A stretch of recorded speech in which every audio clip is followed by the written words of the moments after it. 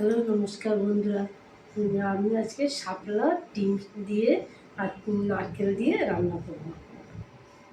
এটা শাপলা আর দুটো ডিম, নারকেল, ছোলা, কাঁচা লঙ্কা আর পেঁয়াজ আর সর্ষে বাটা, কাঁচা লঙ্কা দিয়ে নুন, হলুদ, জিরার গুঁড়া, ধনের গুঁড়া, লঙ্কার গুঁড়া, একটু চিনি আর একটু কালো জিরা আর শুকনো লঙ্কা, তেল।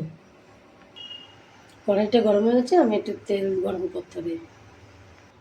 কালো জিরা শুকনো লঙ্কাটা দিয়ে দিই, পেঁয়াজ আর কাঁচা লঙ্কার চেরাটা দিয়ে দিই। নুন আর একটু হলুদ দিয়ে ছোলাটা মাখানো আছে, এটা দিয়ে দিলাম। এই ডিম দুটো ফাটিয়ে ওর মধ্যে দেব।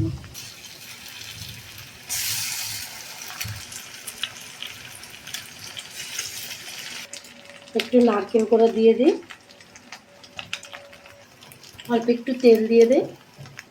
এবার শাপলাগুলি আমি দিয়ে দিচ্ছি। এবার একটু নুন দিয়ে দিই উপর থেকে, এবার একটু হলুদ দিয়ে দেবো উপর থেকে, একটুখানি ধনের গুঁড়ো, একটু লঙ্কার গুঁড়ো আর একটু জিরার গুঁড়ো।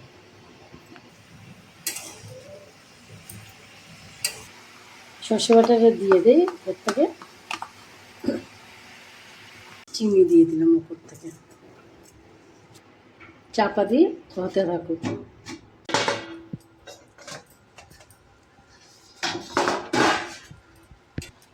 আমাদের রেসিপি হয়ে গেছে।